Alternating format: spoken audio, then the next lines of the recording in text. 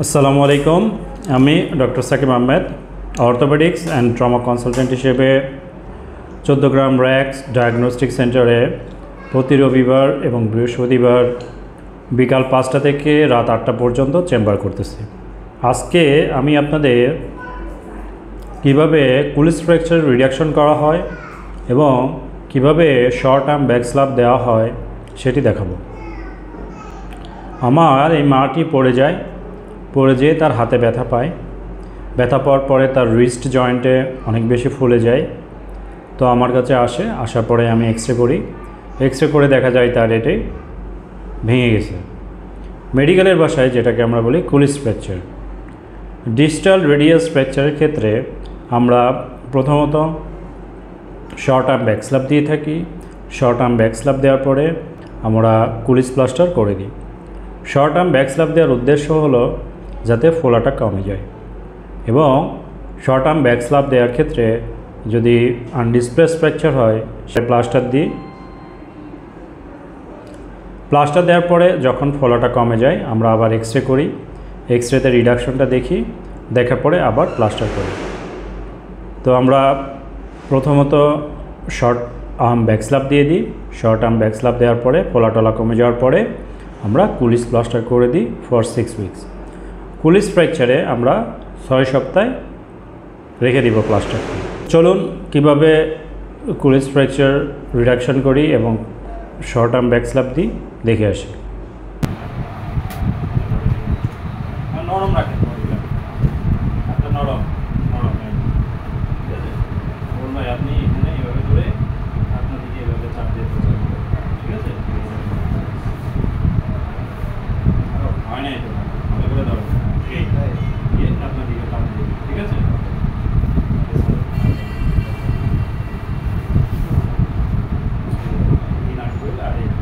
ঠিক আছে, আমি দেখাই দিব। তাহলে আমি দিয়ে দিচ্ছি, একটু সরে যান।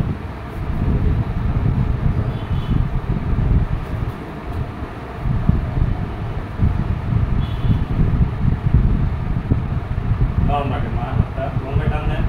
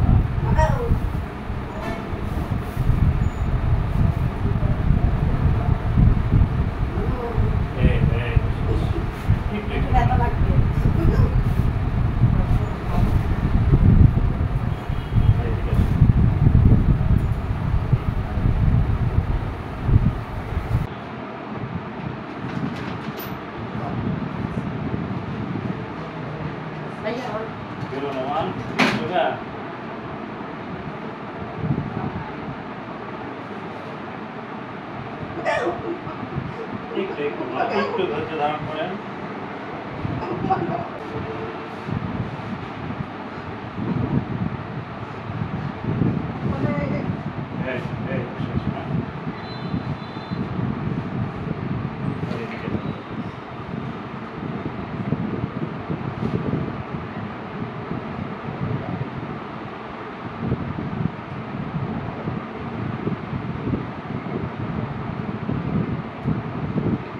আমরা কুলিস ফ্র্যাকচারে 2বার প্লাস্টার করি, বুঝতে পারছেন? ফোলাটা কমে যাওয়ার পরে আমরা আবার একটা প্লাস্টার করবো। 2 প্লাস্টার মোট 1.5 মাস থাকবে।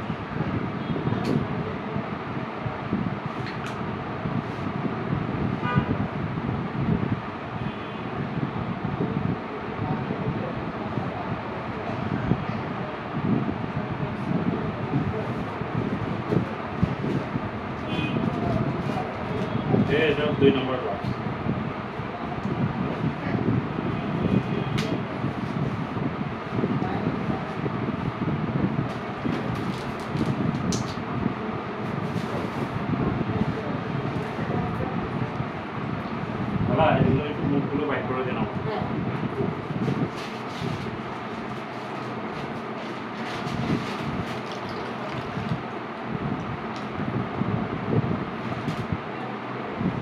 রুগী হইতে আমার 2 মাস সময় লাগবে।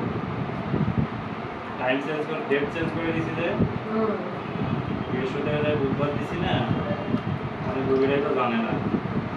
স্যার 2-1 মাসের মধ্যে এটা ঠিক হয়ে যাবে।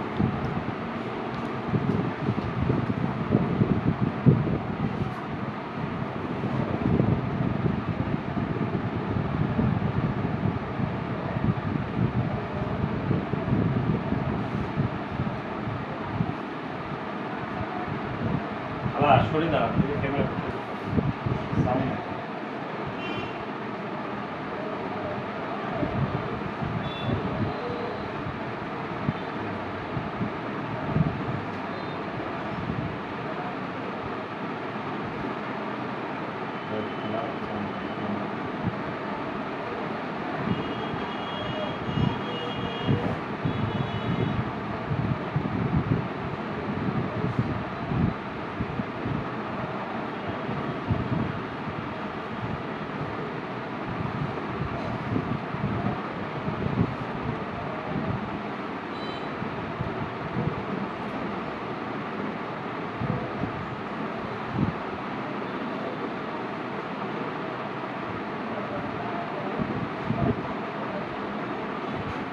খাবার না দিলে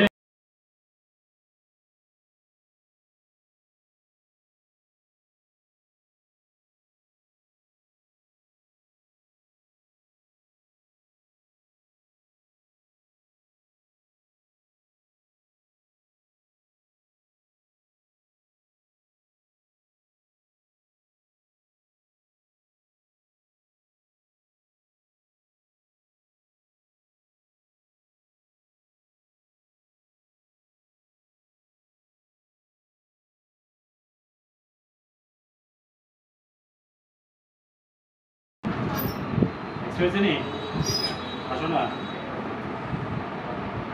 হ্যাঁ নমান ভাই আইছিল একবার কি করবা কও? ওই যে ওখানে উঠো দাদা, চলে যাও। ওটি এডি এতে হ্যাঁ রেডি ওই হেডি রেডি হয়ে যাবে।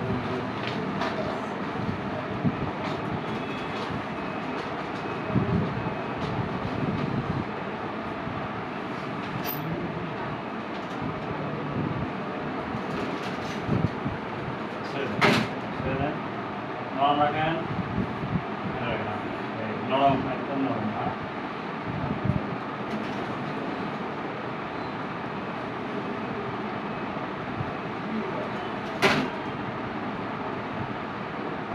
আঙুলগুলা মুভ করেন, সোজা করেন, বৃদ্ধাঙ্গুল উপরে তুলে করেন, না না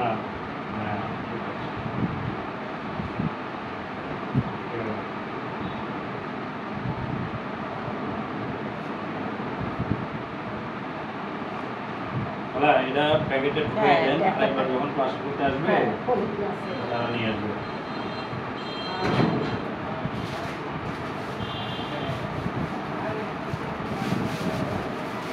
14 দিন পরে নিয়ে আসবেন, ঠিক আছে? 14 দিন পরে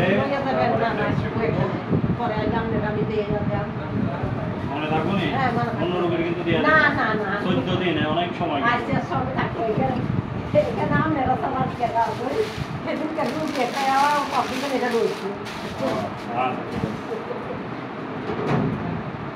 এই খেলাটা ভালো আছে স্যার। খেলাতে একটা হয়েছি নি, আর তো চিনি না। খেলা অনেকগুলো আছে স্যার। খেলা একটু ট্যাপ দেন। আচ্ছা আমি আনি তো দেখো এগুলো কিন্তু আঙুল সবসময় নাড়াইতে হবে, বুঝতে পারছেন? এইভাবে সবসময় না, ওনাকে রাবারের একটা বল দিয়ে দিন, ঠিক আছে? কন্টিনিউয়াস এটা নাড়াইতে হবে, তাহলে এটা জোড়া লেগে যায় কিন্তু আঙুলগুলো এরকম মুখ খেতে চায় না। আমি কিন্তু ফ্রি করে দিছি, এই যে দেখেন একদম ফ্রি, এতে পুরোটা এভাবে মুখ করতে পারবে না। হ্যাঁ, বৃদ্ধাঙ্গুলো তাই এভাবে নিচে নামাবে, উপরে তুলবে, তা নাহলে পরে দেখা যায় জোড়া লেগে যায়, লাগবে এই জোড়া লেগেও যাবে, ফাঁকা থাকে, সেটা হয় না, মেনে নিতে হবে। সব কাজই করতে পারবে, ঠিক আছে? কিন্তু ওই যে ব্যায়ামটা করে না, যে ব্যায়াম না করার জন্য পরে জয়েন্টে প্রচণ্ড ব্যথা হয় এবং হলো এই যে গ্রিপিং পাওয়ারটা কমে যাবে।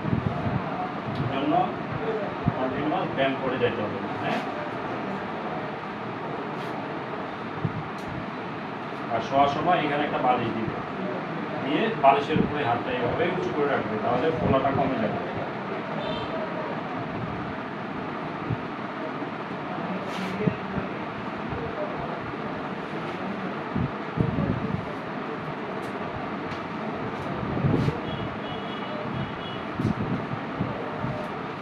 ইঞ্জেকশনটা ওই দিন আবার নিয়ে আসবেন, ব্যবহার করা যাবে, সমস্যা নেই। উঠে পড়েন, উঠে ব্যাগটা পরে ফেলেন, মা শেষ। Thank you. স্টার্ট করে দেন। দেখলেন তো, এভাবেই আমরা কুলিস ফ্র্যাকচারে প্রথমত শর্ট আর্ম ব্যাক স্ল্যাপ দিয়ে দিই। যে কোনো ফ্র্যাকচারের ক্ষেত্রে প্রথম উদ্দেশ্য হলো ইমোবিলাইজেশন করা। ইমোবিলাইজেশন সেটা প্লাস্টার দিয়ে হতে পারে, সেটা ক্রেপ ব্যান্ডেজ দিয়ে হতে পারে, সেটি এলবো ব্যাগ দিয়ে হতে পারে। যে কোনো ফ্র্যাকচারে আমরা আগে ইমোবিলাইজ করি, ইমোবিলাইজ করার পরে আমরা পরবর্তী ট্রিটমেন্ট প্রোটোকলে যাই। Colles fracture distal radius fracture, যেটা মূলত বয়স্কদের হয়ে থাকে, এবং কুলিস ফ্র্যাকচার রিডাকশন করলে আল্লাহর রহমতে সম্পূর্ণরূপে ভালো হয়ে যায়। কুলিস ফ্র্যাকচার যদি ঠিকমতো ভালোভাবে রিডাকশন করা না হয়, সেক্ষেত্রে কিন্তু ডিনার ফগ ডিফর্মিটি তৈরি হয়। এবং কুলিস প্লাস্টার দেওয়ার পরে অবশ্যই রুগীকে ফিঙ্গারের মুভমেন্ট ঠিকমতো করতে হবে। আমরা রুগীদেরকে দেখাই দিই কীভাবে ফিঙ্গার মুভমেন্ট, রিস্ট জয়েন্টের মুভমেন্ট করবে। তো ফিঙ্গার মুভমেন্ট, রিস্ট জয়েন্টের মুভমেন্ট প্লাস্টার খোলার পরে আমরা দিই, সেই হিসাবে রুগী ব্যায়াম করবে, ফিজিওথেরাপি নিবে। তো এই সম্পর্কিত আমার একটি ভিডিও আছে, আপনারা ইচ্ছা করলে দেখে আসতে পারেন। এছাড়া আমি ভিডিওটির লিঙ্ক ডিসক্রিপশন বক্সে দিয়ে দিব, আপনারা ইচ্ছা করলে দেখে আসতে পারেন।